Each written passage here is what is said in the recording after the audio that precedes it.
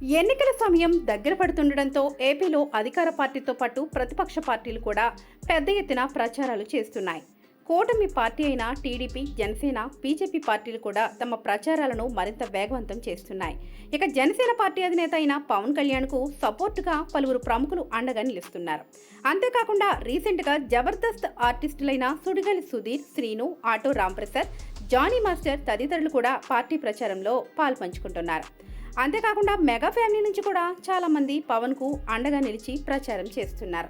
తాజాగా చిరంజీవి కూడా పవన్ కి సపోర్టుగా నిలుస్తూ పిఠాపురంలో ప్రచారం చేయడానికి వస్తున్నారని, దానికి సంబంధించిన ప్లానింగ్ రెడీ అయ్యిందని వార్తలు వస్తున్నాయి.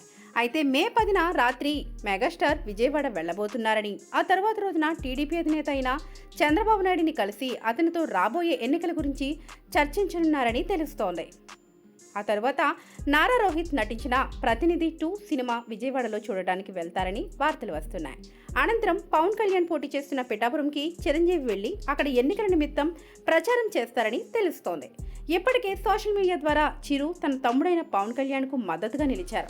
అంతేకాకుండా జనసేన నాయకులను గెలిపించాలంటూ మీడియా ద్వారా ప్రచారం చేస్తారు. ఇప్పుడు పిఠాపురం వెళ్లి పవన్ ను గెలిపించడం కోసం ప్రచారం చేస్తున్నారని భావిస్తున్నారు. ఇప్పటికే మెగా ఫ్యామిలీ నుండి చాలా మంది పవన్ కు సపోర్టుగా ప్రచారాలు చేస్తున్నారు. మెగా హీరోలైన వరుణ్ తేజ్, సాయి, దుర్గతేజ్, వైష్ణవ్ తేజ్ రంగంలోకి దిగారు.